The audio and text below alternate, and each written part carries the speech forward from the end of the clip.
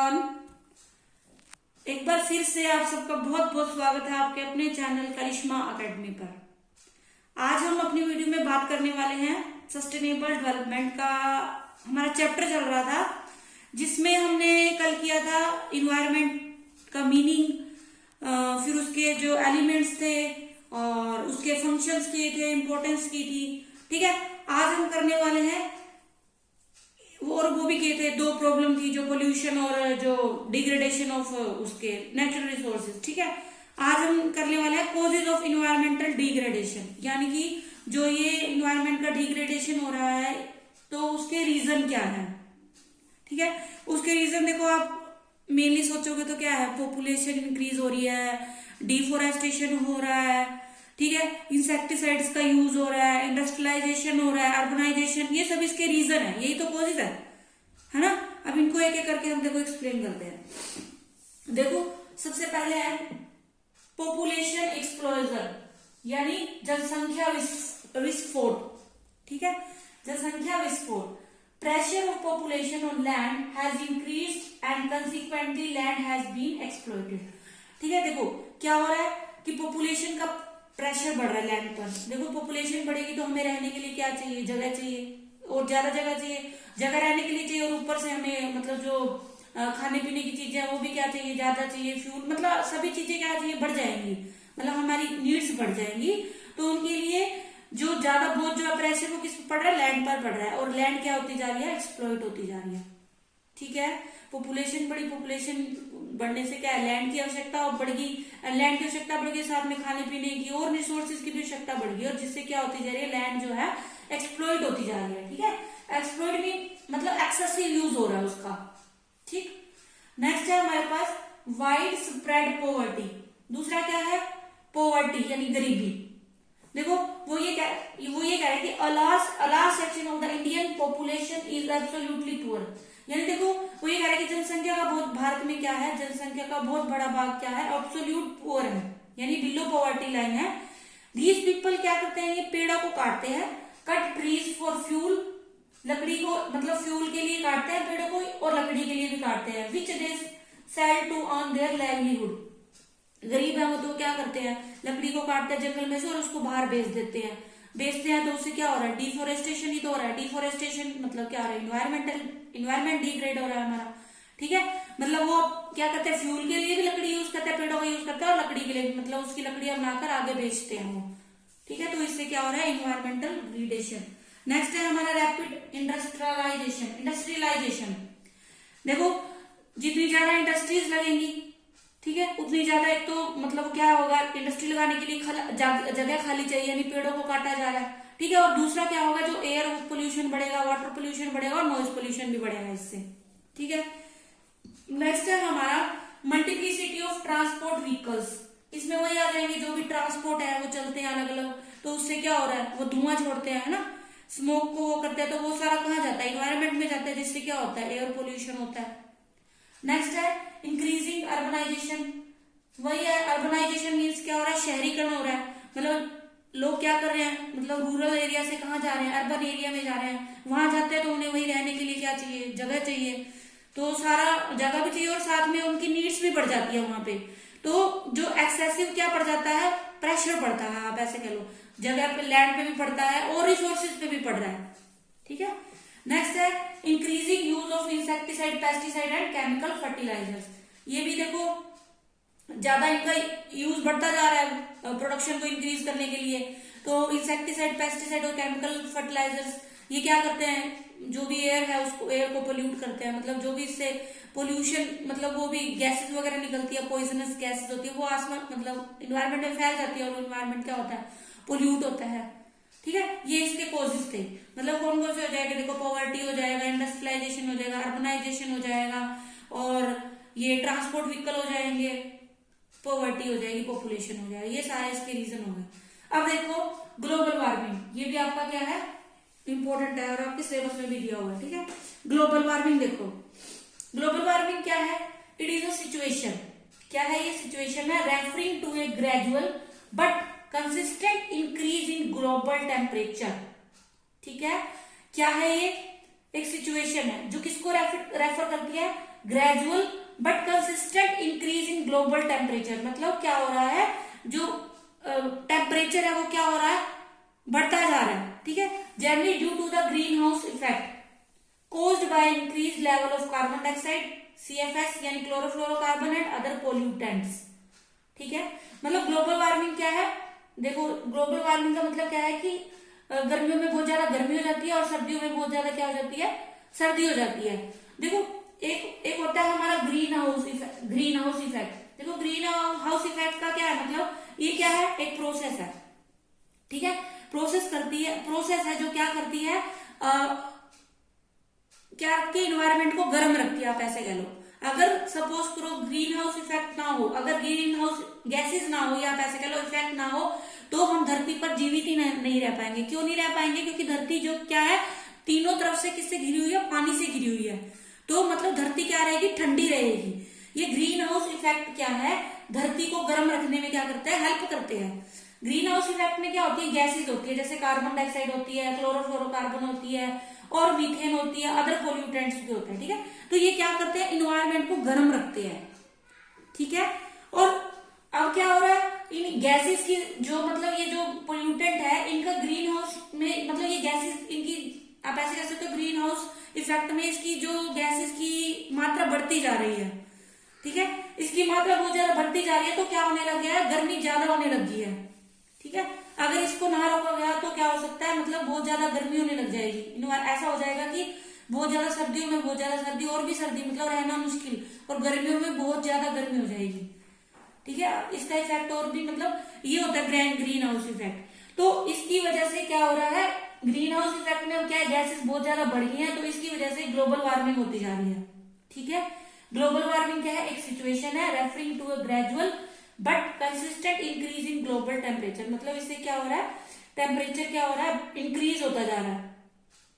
Consistent मतलब लगातार बढ़ रहा है, और वो क्यों हो रहा है, ग्रीन हाउस इफेक्ट की वजह से हो रहा है। क्यों हो रहा है, क्योंकि उसके अंदर जो भी गैसेस है या पोल्यूटेंट है, उनकी जो मात्रा है वो क्या होती जा रही है, बढ़ती जा रही है। ठीक है, in simple way global warming का मतलब क्या है कि जो टेम्परेचर है वो क्या हो रहा है, इंक्रीज हो रहा है कंसिस्टेंटली, यानी लगातार टेम्परेचर क्या हो रहा है, बढ़ रहा है। ठीक है, या आप ऐसे कह सकते हो ग्लोबल वार्मिंग क्या है, फिनोमिना है, यानी ये घटना है of a gradual increase in the temperature near the earth surface.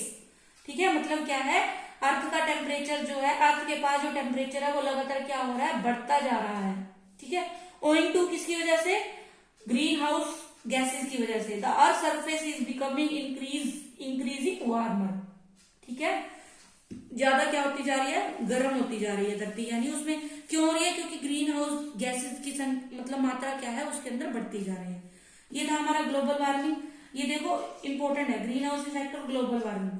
ठीक है, ध्यान से कर लेना, इसको अच्छे से पढ़ लेना।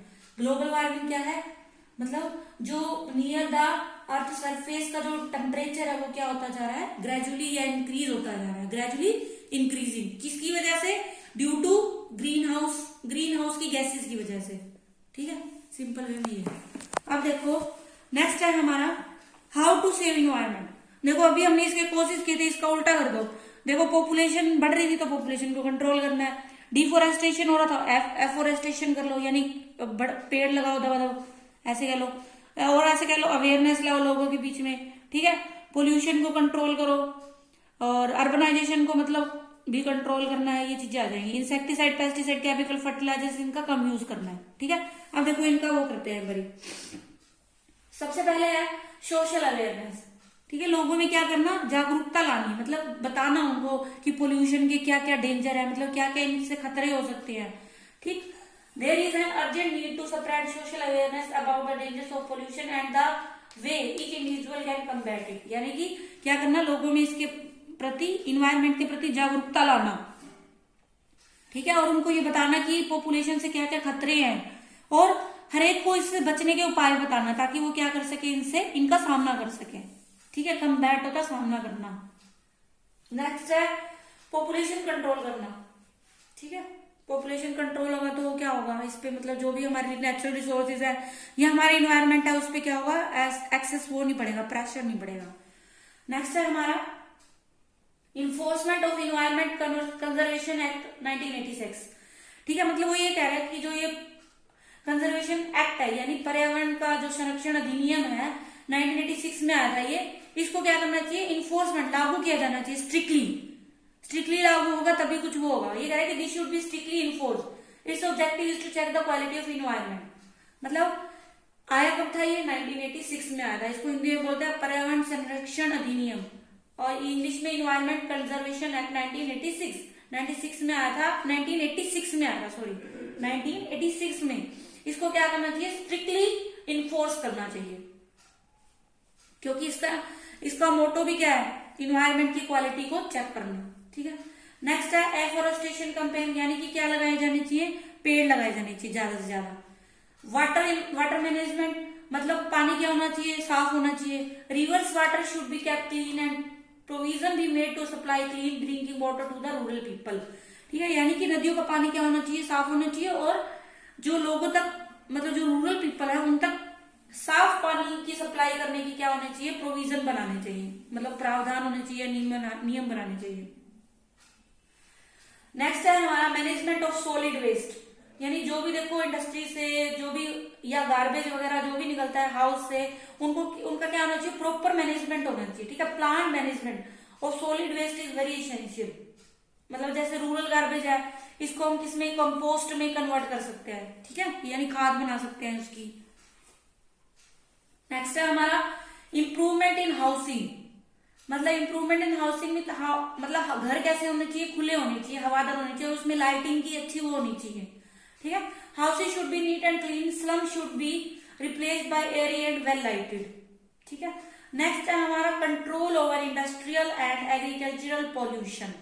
देखो एग्रीकल्चरल पोल्यूशन तो देखो किससे होगा, जो भी पेस्टिसाइड, फर्टिलाइजर, इंसेक्टिसाइड यूज होते हैं उनका कम यूज किया जाए। ठीक है, और दूसरा जो इंडस्ट्रियल है उसका जो भी वेस्ट वगैरह है उससे क्या होता है, एयर और वाटर पोल्यूशन होता है, तो उसको क्या करना चाहिए, उसका प्रॉपर मैनेजमेंट होना चाहिए। It is essential for environmental protection that air and water pollution caused by industrial development are managed and controlled.